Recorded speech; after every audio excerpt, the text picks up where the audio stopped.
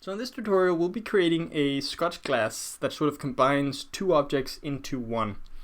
It'll be transitioning from this very hard edge, this hexagonal cylinder, into a round cylinder. And we're going to look at some interesting techniques on how to actually make that happen. It's a very simple object, but it presents a lot of interesting modeling challenges, and we'll basically be going through some very basic modeling techniques, looking at some of the modeling toolkit and the options that it has to offer. And by the end of this, hopefully you'll have something that looks kind of like this. So let's just jump straight into it. So we went on Google and found a couple of references for these scoth classes. And on Google there are a bunch of them. The one we went with is this sort of, has a hexagonal base that goes into a rounder base. And it presents a really interesting modeling challenge. Like it's a fairly simple object, but we can show off a bunch of different modeling techniques to really get you started with this. So the first thing we'll do is we'll create a cylinder. So the way we do this in the viewport is you can either go up here to your polygons menu and select a cylinder, but the faster way is to, here's the cylinder. But the faster way would be to use a marking menu. And the marking menu for the primitives, you get up by holding Shift and the right mouse button. So here we have a bunch of options. So if we just go to polycylinder, it'll pop up in the viewport. And if you press R, we're just going to scale it up a little bit just so we can see a little better what we're actually doing. This is the default cylinder that we get. So if you press Ctrl and A, you can see we can toggle between the attribute editor and the channel box, or you can manually click them. We just prefer to use A because it's faster. Go to the polycylinder 1, and the main attribute that we're concerned with are the subdivisions.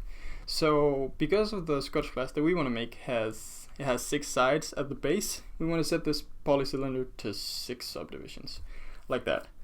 Now, what we'll do is we'll actually create a bunch of cylinders just so we have some backups and so we can easily create a round cylinder at the top. Now the way we do this is if you just Control D on your keyboard to duplicate your cylinder, you can see that this polycylinder goes away, so you no longer have the option to actually edit the subdivisions. If you go back to your original cylinder, however, the option is still there. And let's just move this up a little bit. So to make this easier for ourselves, we're not going to be creating the same thing on all 6 sides. We'll just be concerned with one side and duplicate it around. So what we'll do in our case, we could go up to 12. This is one way of doing it. It would just require a little bit more subdivision to get this really nice round edge up here. So what we'll do is we'll go to 24. There we go. This is just going to make it easier for us to combine these two shapes and make it go from a hard edge to a round edge. And just for safety, we'll just duplicate this again. And you can see we still have the original cylinder here, now with 24 edges. And this is just as a backup, like if anything goes wrong. So you can go ahead and hide this by pressing Ctrl and H, and then we'll just be focused on these two. So let's just turn off the grid so we can actually see more of what we're doing.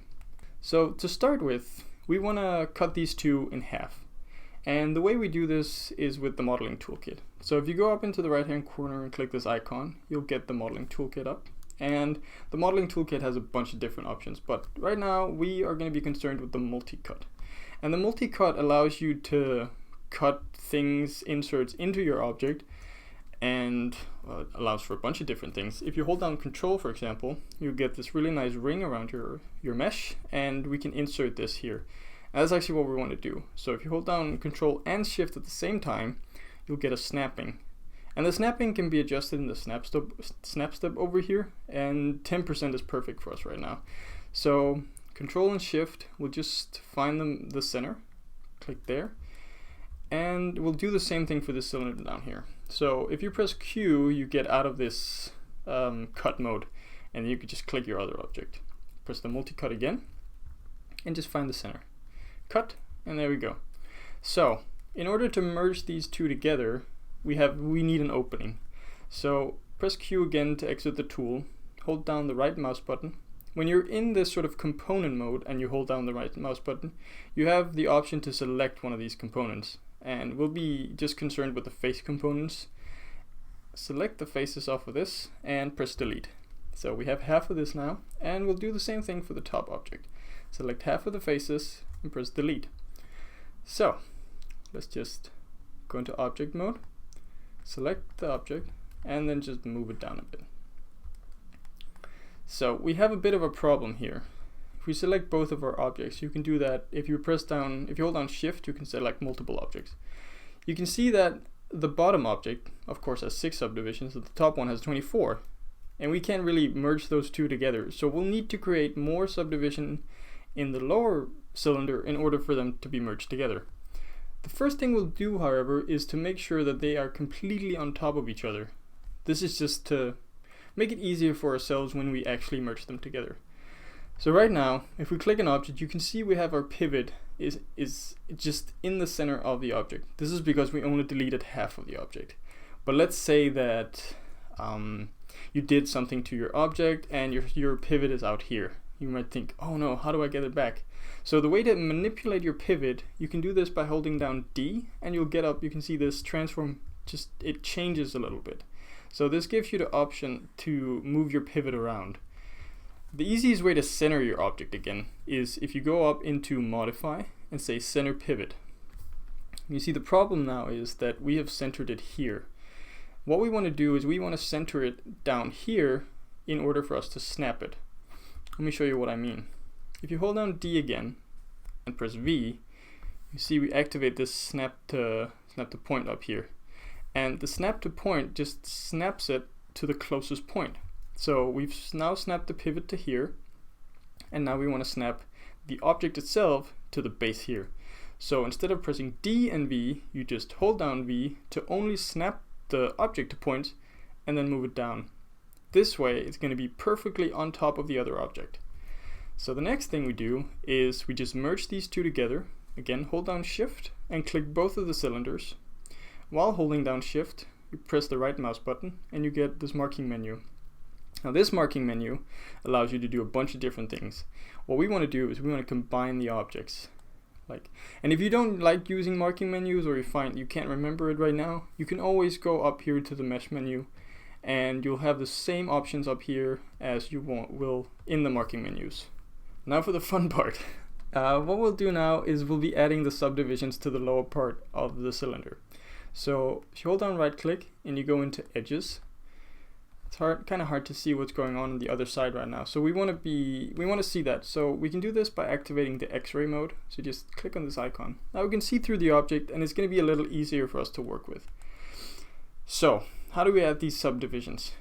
Well, a really easy way will be to just select the edges that go around like this. So we'll just do it in a slow way, just so everyone can follow along.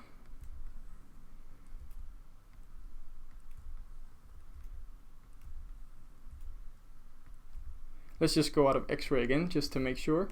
So now we've selected only the objects going around the cylinder like this. Then what we want to do is we want to come down here to connect. Now connect is going to just add a line or a segment in between all of this. So if you just middle drag in your viewport, you can add more or fewer segments. And for us to be able to merge it with the 24 subdivision cylinder, we'll add 3. So now you can see that each of these correspond to something on the other cylinder. Then just press enter, and one of the things we'll just do is we'll go into faces, and then we'll delete the top and the bottom of this. A really cool way to do this with the modeling toolkit is if you hold down tab, you see your icon, your selection icon changes a little bit, and over here it says drag. So you can just paint around. And this is a really easy way to do, like if you have a big selection on, like, say, multiple surfaces here, you can just select around like that. So let's just hold down tab, go around, and they're both selected. Just go ahead and press delete again. So the next thing we want to do is we'll merge these two together, like really merge them together. So if you go into vertex mode, and let's see, we turn on X-ray again, and just make sure that you select all the vertices here. Go out of X-ray mode again, hold down shift and the right mouse button, go up to merge vertices. Just get that by going up and going to the right. click the merge vertices, and you'll get a distance threshold. And the distance threshold can be adjusted any way you want. Right now it's set really low, so the vertices that will be merged now are only the vertices that are basically on top of each other. But if we just adjust this a little bit, you can see that it starts to affect other vertices. And because of the threshold, it caps at 1 in this menu. You won't actually, like these ones for example, are just a little bit further away from each other than the distance thresholds allow. So you can just go in here and manually type in a value. So let's say 2. Okay, that was way too much. 1.2 maybe? 1.2, okay, that was perfect. This might be different for you depending on your scene, but just mess around with this and until all the vertices they merge together. Now go ahead and press enter again, and all of your vertices will now be merged. And just for cleanliness sake, we'll just go ahead, hold down the right mouse button, go to edges, double click this edge, and it'll select the loop around. Instead of having to select all of these, you can just double click. And we want to just get rid of this just to make sure that this is perfectly straight from the edge up to the round circle. So hold down shift, hold down the right mouse button, and click delete edges. So right now this is the base shape that we want. If we just right click and go to object mode, click your object and press 3 on your keyboard, this will just give you an approximate subdivision of what your object will actually look like. And that's actually starting to look pretty good. Now, one thing we want to do is we want to tighten up these corners a little bit. You can see right now the distance between all the edges are the same, so it's going to be very uniform. Now, the way to make this edge sharper is by bringing these edges closer to this edge. And this is what I talked about before. We'll only be doing this for one side, and then we'll duplicate it around 5 times in order to have the complete glass. So let's just zoom in on this part. And there are a couple different ways you can actually do this. So press 1 again to get out of subdivision mode. And the first way is if you just go into vertex mode, select this vertex and press W for your transform, your move transform. If you go over here to transform constraints, you can see there's an option which is called edge slide. Now edge slide allows you to, well, basically slide something along an edge without ever deforming anything of the object. So a really cool way you can do this, you can select these two. Again, remember, if you hold down shift you can add something to your selection. Press R for scale, and then just move these closer together. So that's one way of doing it. The other way, let's just tick off edge slide. It really depends on the situation you're in. So let's just go into edges again, or sorry, vertices. Select these two and press R. Now, without the transform constraint, if we try to scale it now, this is what happens. So they will scale towards each other. Now we don't really want that. The reason they do this is because you can see the pivot is here. Now, a really cool function inside of Maya, if we just zoom in a little bit, is that, like I showed you before, you have the option to move the pivot around. You can also do this on a component basis. So if you hold down D, you get this pivot edit, and you just hover over this vertex right here. You can see the icon says align, so the pivot will snap to there. I'll zoom out again, and then just scale these towards each other again. So let's see, maybe something like that. Okay, now this is going to produce a fairly hard edge, but this is going to look really nice once this sort of fans out into here. So let's go to object mode again, select our object and press 3. Now you can see this one corner looks really nice and sharp, and the other ones still look pretty soft. So now we'll duplicate this around and be done with it pretty quickly actually. So this was the reason why we worked with 1 from 6 to 24. So you can see it has these subdivisions, so we can cut these in half, because 6, 12, 24, they're in that same range of numbers. So like we did before where we selected the loops with the tab button, you can do the same thing here. So you just go around, select all of these, boom, boom, boom. Let's see. So what we want to do is we want to select onto the half point here and to the half point here. Do that, like that, and we'll press delete. Now if we go into object mode again and select it and press W, you can see that the pivot is has remained in the position where it was before. And this is exactly what we want, because this way we can rotate around this point and easily duplicate something around. So if you press Control and A again to get your channel box, what we'll be concerned with is just the rotate Y. So in order to get these other sides, we'll just press Control D. This duplicates your object, if you remember from before, and then we can rotate it around.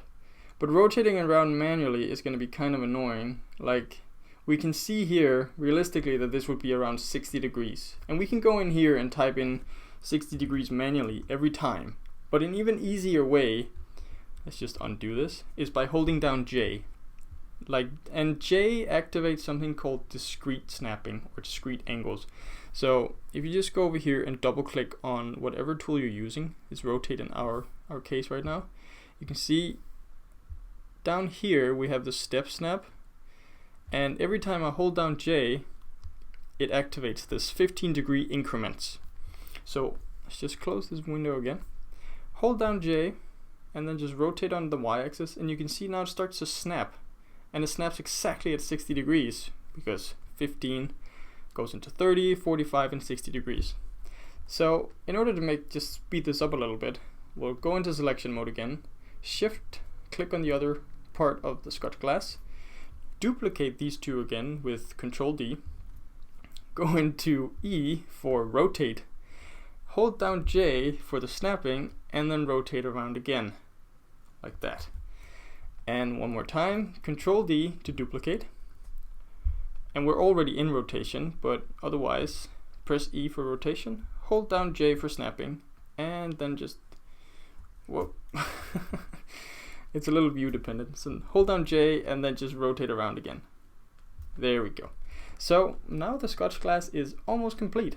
So if we just select all of these, like right now, these will all be separate objects. So like before, we'll want to select all of these, shift, right click, and go down to combine.